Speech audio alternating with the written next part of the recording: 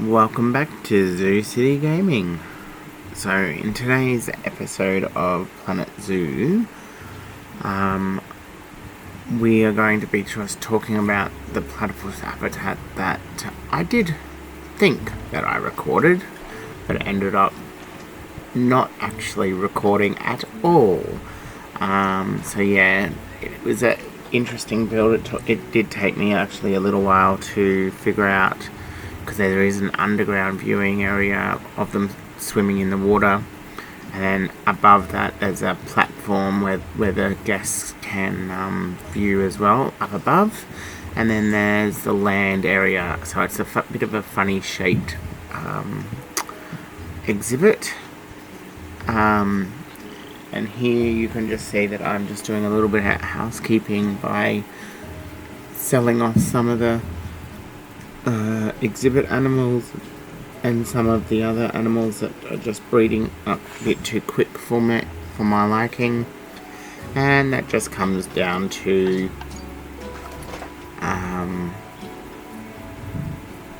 me not realizing that having it on fast forward is not a good idea, because everything happens too quickly and you don't get that much done and everything like that. So I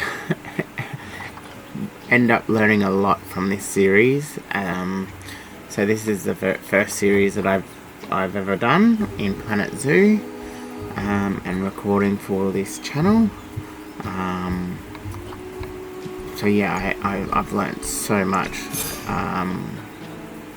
One, not only using a new editing program, which I'm still learning, but two, how I hemorrhage money very, very fast. So by the end of this video, you will see that the funds are actually very, very low, very poor indeed.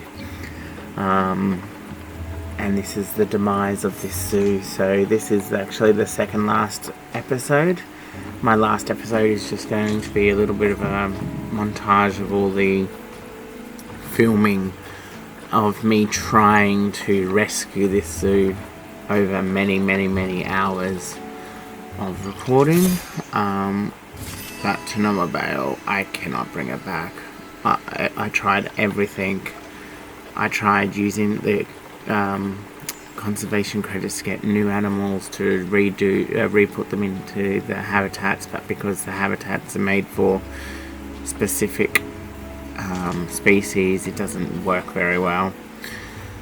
So yeah, it was interesting to say the least, but I thought I'd give it a last ditch effort here to see if I could recover some of the funds by building this emu habitat. It does not work. So yeah, it was interesting. So here I'm just going to be building around the buildings, as you can see, with the perimeter of the habitat. I tried putting the gate entrance over this side, but it doesn't really fit anywhere over here. So I end up moving it to the other side eventually. I can't remember if I do that in this episode or not. But I try here, but to no avail. And then I think I do a little bit more housekeeping, marketing, to see if I can get the money to go up by spending money, because you spend money to make money. But that obviously didn't work. But these cassowaries are driving me insane. They just breed like anything, which is a good and a bad thing. But yeah, this drives me insane, just doing all this housekeeping. And it, as I said before, it's just because I've got it on fast forward as I'm actually playing the game, not just when I'm editing the videos. Yeah, very interesting. I won't be doing that in the next series. So I think I put the gate over here on this side of the building, the right hand side, at the back there eventually, but I don't realise that there's a gap, and the babies in particular escape from there a lot, and that causes a lot of the issues with the money going down.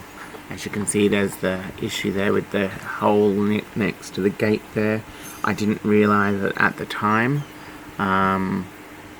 only after playing for a little while and they had babies that I realised that they were escaping, but by that time money was hemorrhaged and I couldn't fix it anyway. And then I do stumble upon that I can move some rocks and some trees and things for free, so I try those.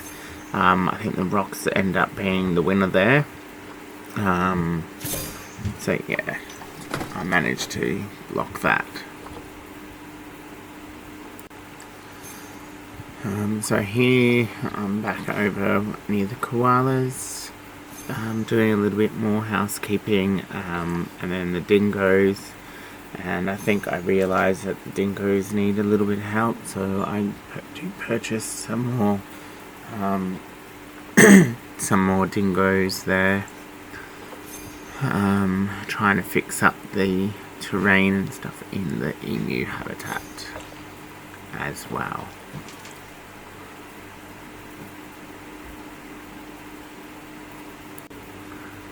When I feel as if I've got the terrain sorted, I sort of put some enrichment items and bedding and different things like that into the enclosure. I add a shelter next to the building there, which I think looks pretty cool. I do end up adding another one, I think over this way as well. Yep, there we go. There's the forage box, some feeding stations, the water things are in there, and then I just have to get the emus in there. But before my money runs out, I quickly add some donation bins near the platypus and the emus, and then add some other bits and pieces too. Thanks for watching. Bye.